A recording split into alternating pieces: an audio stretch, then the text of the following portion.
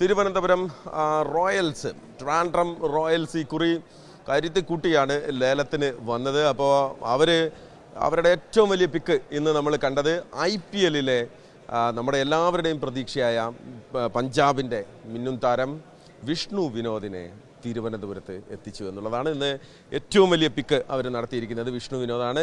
7.8 രൂപയ്ക്ക് വിഷ്ണുവിനെ ഇങ്ങ് എടുത്തു.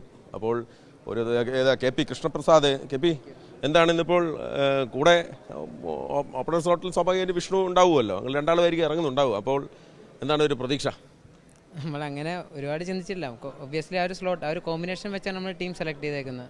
ഓപ്പണിംഗ് ആ ഒരു 11 എഴുതിയിട്ട് ഓരോ ഓപ്ഷൻസ് ഇട്ടതെങ്കിൽ നമ്മൾ ഉദ്ദേശിച്ച ഓൾമോസ്റ്റ് എല്ലാ പ്ലേയേഴ്സും നമുക്ക് കിട്ടി. നമ്മൾ ആ ഒരു ഓപ്ഷൻസ് വെച്ച് നമ്മളിങ്ങനെ പോയി. ഞാൻ തീർച്ചയായിട്ടും ഭയങ്കര ഹാപ്പിയാണ് ടീമിൽ. പിന്നെ ഒബ്വിയസ്ലി നമുക്കൊരു പേപ്പറിലുള്ള ഒരു ടീമല്ല നമുക്ക് പെർഫോം ചെയ്യാൻ പോകുന്നത്. നമ്മൾ കൊടുക്കുന്ന ആ ഒരു എൻവയോൺമെൻറ്റ് അല്ലെങ്കിൽ നമ്മളെ കോമ്പിനേഷൻ, നമ്മൾ ആ ഒരു ടീമായിട്ട് ജെല്ലാവുന്ന ആ ഒരു ടീമിൽ കിട്ടുന്ന ഒരു അറ്റ്മോസ്ഫിയർ, അല്ലെങ്കിൽ എല്ലാവരും ഒരു ഹാപ്പി ആയിട്ട് നിർത്തുക, ഒരു ഫുൾ ടൂർണമെൻറ്റ് എല്ലാം എൻജോയ് ചെയ്ത് അവരവരുടെ കളി മനസ്സോർന്ന് കളിക്കാൻ, എല്ലാവരും ഫ്രീ ആയിട്ട് കളിക്കാൻ പറ്റുക, ഒരു ഫുൾ അവരുടെ മാക്സിമം പൊട്ടൻഷ്യൽ ഒരു പ്ലെയറിൽ നിന്ന് എടുക്കുക. അതിലാണ് നമുക്ക് ഏറ്റവും വലിയൊരു ഇത്. നമുക്ക് അറിയാം T20 നമുക്ക് ഒരു മാച്ചിൽ നിന്ന് ഒരു 2-3 പ്ലേയേഴ്സ് വിചാരിച്ചാൽ മാറുന്നൊരു ഗെയിമാണ് T20 എന്ന് പറഞ്ഞാൽ.